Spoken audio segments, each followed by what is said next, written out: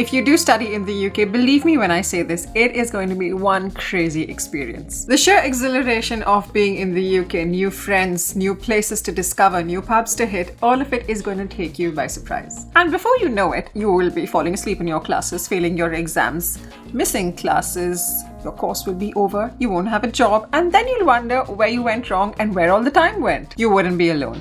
This happens to hundreds of students every single year, which is why we're talking about what you need to focus on when you start studying in the UK, what you need to keep in mind, and how you can go about making the best use of your time in the UK. And while we do reference the UK in this video, this honestly holds good for any international student studying in any part of the world. I'm Ashika, and on this channel, we talk about moving across the world either to study or do that dream job. With that, let's dive in. Okay, now let's be honest. What are you in the UK for? To study. What should you be doing with your time? Studying. But of course, not everyone is going to spend every minute of their waking day studying. That's not possible. But that being said, you've got to study at some point. And you need to decide what that point is. Is it going to be a little every day, once a week, twice a week, or closer to the exams? The challenge a lot of students face when they move to the UK is that they get taken in by this entire experience and spend a lot of time looking for jobs, and in the end, don't do the one thing that they came to the UK to do.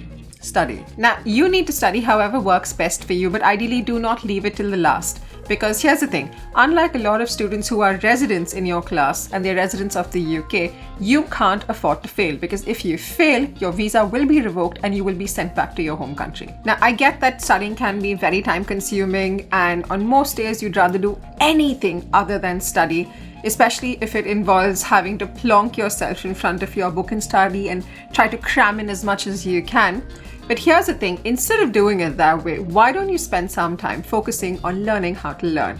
Because apparently, we've been learning wrong our whole life. Try Atomic Habits by James Clear, or Make It Stick by Peter Brown, or How to Become a Straight A Student by Cal Newport. They'll give you a bunch of tips on how you can improve your studying habits and learn and retain a lot more in less time. What I felt helped me best when I was trying to study was the Pomodoro technique, which is basically high intensity studying for 25 minutes with a 5 minutes break. I also find time boxing very helpful in studying in other activities as well. Instead of saying you'll study one subject every hour, instead of that, focus on doing subjects for longer periods of time, because here's the thing, when you switch subjects, you break your focus and then it takes some time for you to get back into the zone, and you're losing time because of that. Another very good technique is to actually start off with the subjects that you absolutely suck at, because here's the thing, the ones that you're really good at, you'll probably feel motivated to start those first, but you'll probably be able to learn those faster later on as well. Instead, give more of your attention to the subjects that you're really bad at, and spend a lot of time understanding the fundamental concepts there, which will help you later on. Alright, now moving on.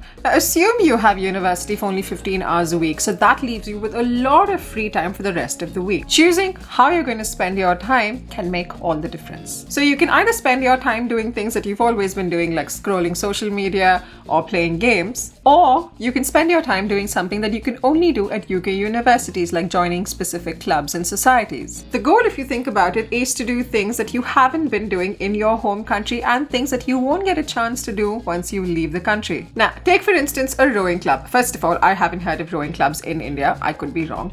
But here you get the opportunity of joining these clubs. And it's not just the exercise that comes with it. It also teaches you essential skills like teamwork and working harmoniously, which will go on to benefit you. Or join a theatre club. The UK has some of the best plays and the entire West End. So this is a brilliant opportunity for you to get up on that stage, strengthen your confidence, and indulge your creative side while you're at it. What you can also do with your time is learn alternate skills so that you don't end up putting yourself in a box. I learned to edit photos when I was in school, so by the time I was in college, I was creating artwork.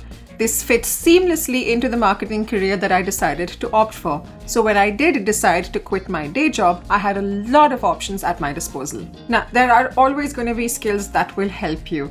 Editing is one of them. Public speaking is also great, not just if you want to be a YouTuber, but also while you're making those big presentations at work. Learning a language is always helpful. If you're in tech, learn a new coding language because you've got the time to do it. Learn things that can help you with alternate careers. But here's the thing, before you decide to dedicate all of your time to any single activity, ask yourself how it's going to help you in the future. It could simply help you in terms of de-stressing. That's perfectly fine. But the point is, identify it. If this activity doesn't feel you rewarded at the end of it, honestly consider if it's actually worth your time. You could also choose to spend your time deciding how you'd like your future to pan out.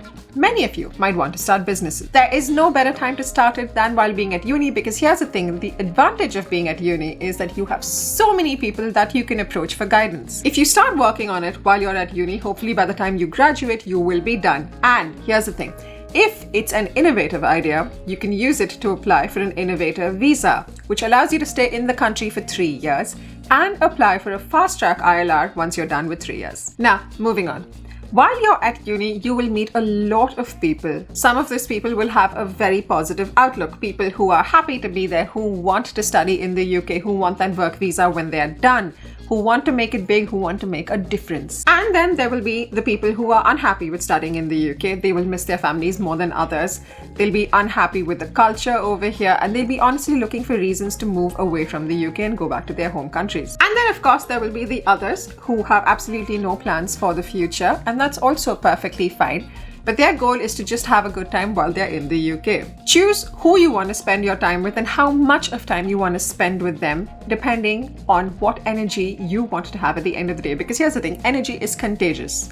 You could be surrounded by students who are extremely driven, and that might push you to achieve more. Who knows, you might end up being the next Zuckerberg. But if the company you keep are students who are unhappy in the UK, before you know it, you're going to be disillusioned, and then you'll make excuses and you'll want to go home. So, the company you keep is extremely important, which brings me to my next point. Network. If you plan on getting a job when you're done with your course in the UK, you have got to network. Networking is till date one of the best ways to get a job in the UK, especially if you're looking for that visa. And to be honest, sitting in your room unwilling to meet new people is not going to help you land that job. Now, it could be networking with the other students in your college, because to be honest, a lot of them are going to be looking for jobs. A lot of them will find jobs with visas, and someday they might help you get a job with a visa if you're looking for one, or they could help you with a professional query. And there's also networking events which you should absolutely try. Many networking events are still on-ground events, and with you being in the UK, you have this unique opportunity of being able to attend them. Very often, recruiters who attend these networking events have a goal of attracting potential talent from that particular networking event. So that's a brilliant opportunity if you're looking for a job. So use this opportunity to meet as many people as you can. And if I'm being honest, try and go beyond your network of people who are from your home country. Meet people from other countries. Make an effort to understand them and understand their cultures a lot better, because when you actually get to work, you're going to be working with people from a bunch of different cultures. Now, one of the other things a lot of students in the UK take for granted is their health, and live to regret it later. It will be only too easy to party till the wee hours of the night and not eat right, not drink right. And that's okay, you're young, you want to try new things, experiment a little.